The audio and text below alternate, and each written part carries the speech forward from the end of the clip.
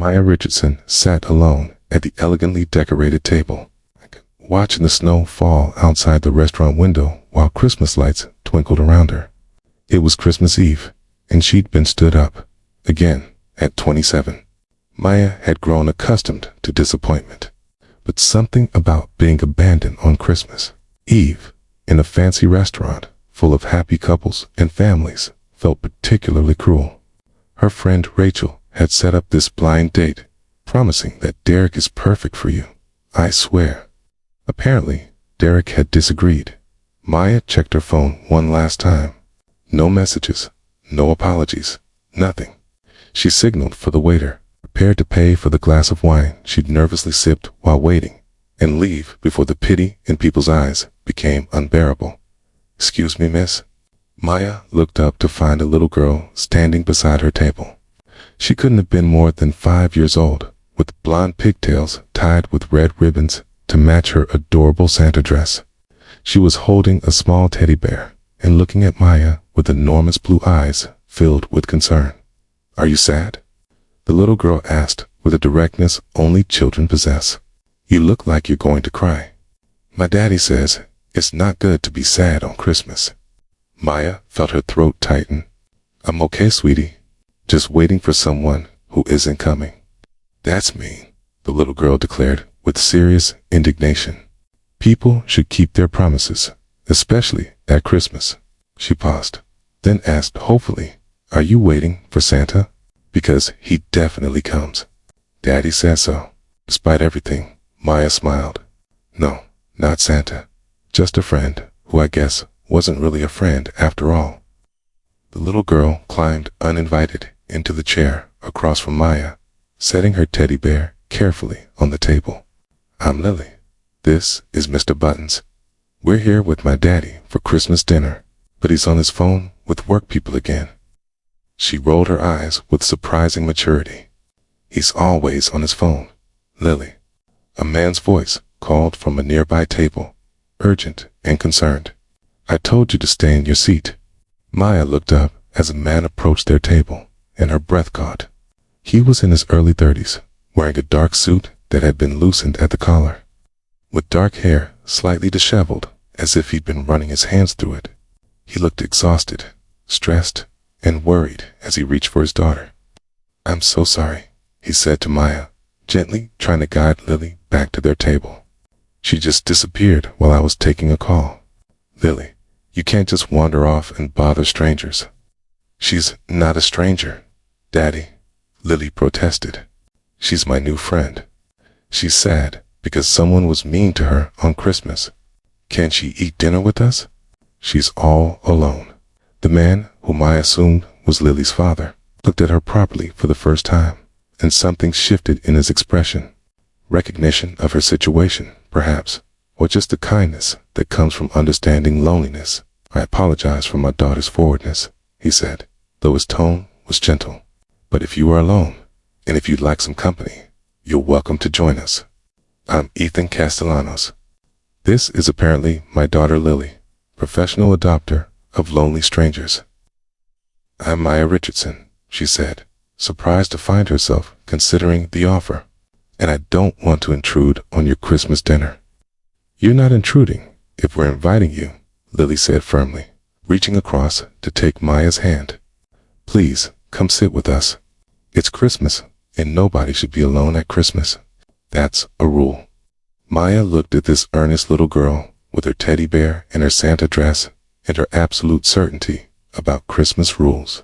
She felt something in her chest loosen. "Okay," she heard herself say. "I'd love to join you." Lily's face lit up like the Christmas tree in the corner. She grabbed Maya's hand and pulled her toward their table, chattering the entire way about Mr. Buttons and how this was his first fancy dinner, and how he was being very well behaved.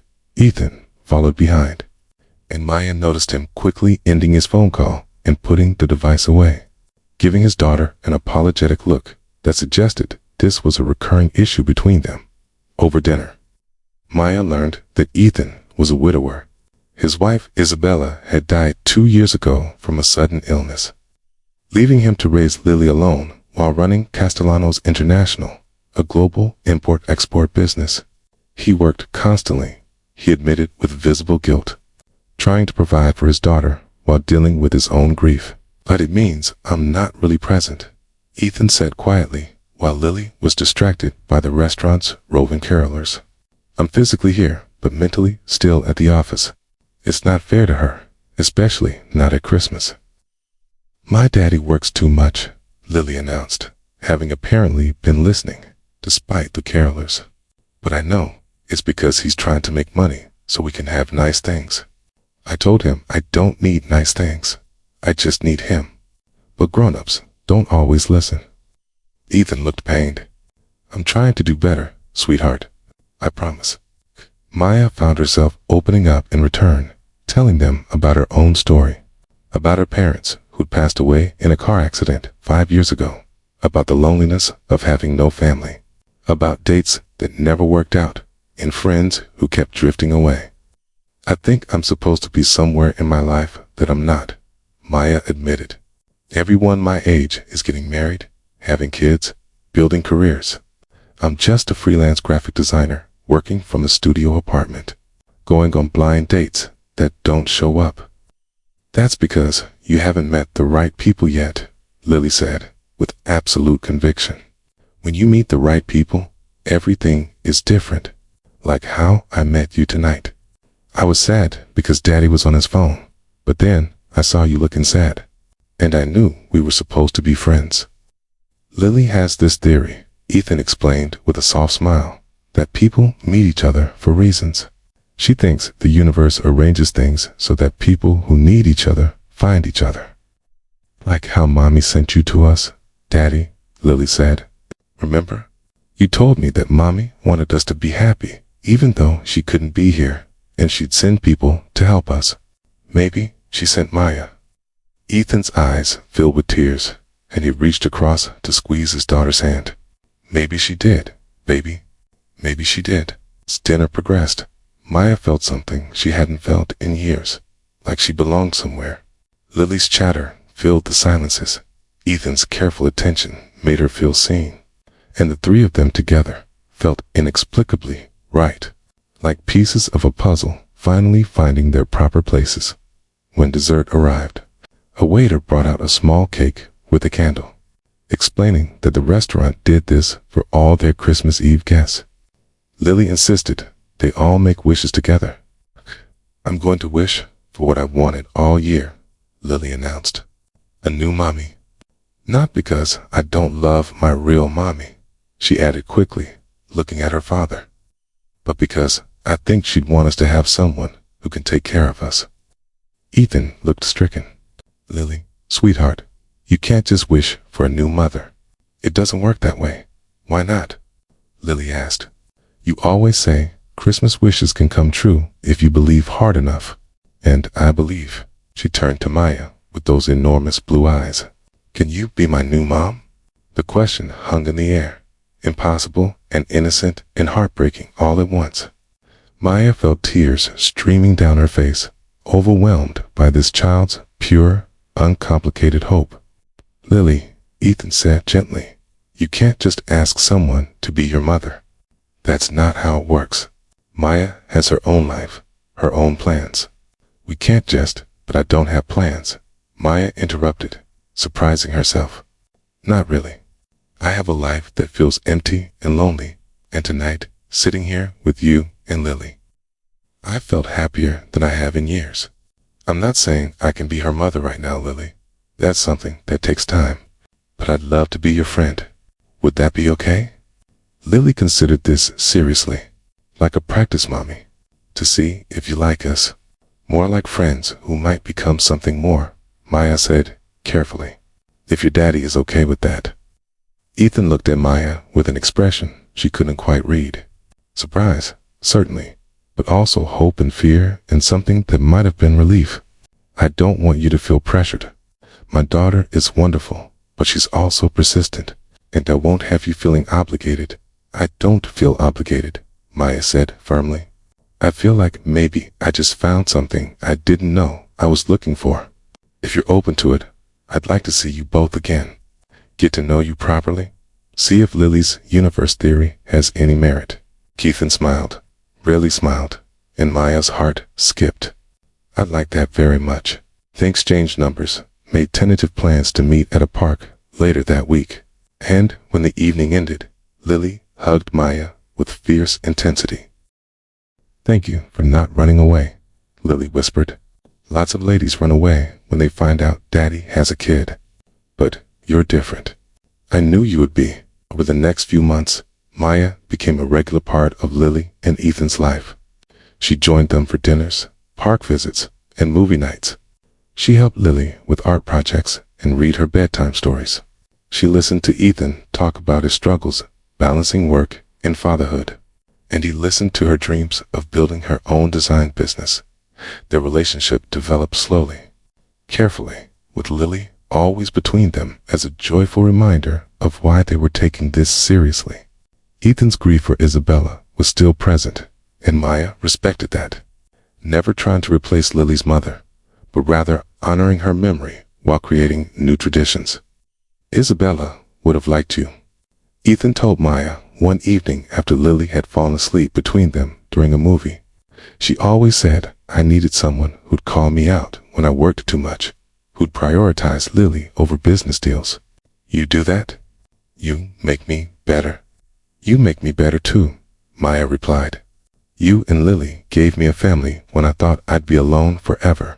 You gave me purpose beyond just surviving day to day." 6 months after that Christmas Eve, Ethan proposed, not with grand gestures or expensive rings, but simply, honestly, with Lily's enthusiastic participation. "We both want you to be part of our family officially," Ethan said, kneeling in their living room while Lily bounced excitedly beside him. "Lily wants a mother who'll be there for her, who'll love her unconditionally.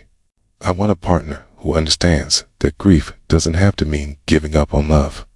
And we both want you, Maya, exactly as you are. So will you?" Lily asked impatiently. "Will you be my new mom? For real this time, not just practice?" Maya looked at this little girl who'd approached her in a restaurant on the worst night of her life, who'd seen past her sadness to the person beneath, who'd decided with childish certainty that they were meant to be family. And she looked at Ethan, this grieving widower who learned to love again despite his fears, who worked so hard to be present for his daughter, who'd made space in his broken heart for something new. "Yes," Maya said through happy tears. "Yes, I'll be your family. Both of you." Her wedding was small and meaningful, held on Christmas Eve, exactly 1 year after they'd first met. Lily was the flower girl, wearing a Santa dress in honor of that fateful night, and she carried Mr. Buttons down the aisle with her da and her vows. Maya spoke about rejection turning into acceptance, loneliness transforming into belonging, and a blind date that never showed up leading her to the family she was always meant to find. "A year ago, I was stood up on Christmas Eve," she said, looking at Lily and Ethan. "I thought it was the worst thing that could happen, but being rejected by someone who never saw my value led me directly to 2 people who saw everything I had to offer. Lily, thank you for asking a sad stranger to be your friend. Ethan, thank you for raising a daughter with the courage to reach out to lonely people. You both saved me that night. Now let me spend the rest of my life returning the favor." Years later, when people asked how they met, Lily would tell the story with pride. "I saw Maya looking sad at Christmas," she'd say, "and I knew she was supposed to be my mommy. Daddy says you can't just ask strangers to be your mother, but I did anyway, and it worked. Sometimes you just know when you meet the right people." Maya, now a successful designer with a thriving business run from their home office so she could be present for Lily, would add, "Sometimes the best things in life come from the worst moments. I was rejected and alone on Christmas Eve, but that rejection led me directly to acceptance, belonging, and a family I never knew I could have. The blind date that stood me up gave me the greatest gift I've ever received, the chance to be exactly where I was always meant to be." Ethan would pull them both close and say, Lily's universe theory was right. People who need each other do find each other, sometimes in the most unexpected ways. I thought after Isabella died, that was it for me. Just work and raising Lily alone. But my daughter was wiser than I was. She knew we needed someone, and she knew exactly who we needed the moment she saw Maya sitting alone on Christmas Eve. And Lily, no longer the 5-year-old in pigtails, but a confident teenager who still believed in Christmas magic, would smile and say, see, Christmas wishes do come true. You just have to be brave enough to ask for what you want, and smart enough to recognize it when it arrives. If this story warmed your heart, please like, share, and subscribe for more tales of unexpected families, Christmas miracles, and the courage to say yes when life offers second chances. Leave a comment about times when rejection led you to something better, or when a child's wisdom showed you what you were missing. Share your thoughts on how we can all be braver about reaching out to lonely people, especially during holidays. Remember, sometimes the worst moments are doorways to the best chapters of our lives. Sometimes a blind date that doesn't show up is the universe's way of clearing your path to the people you're actually meant to meet.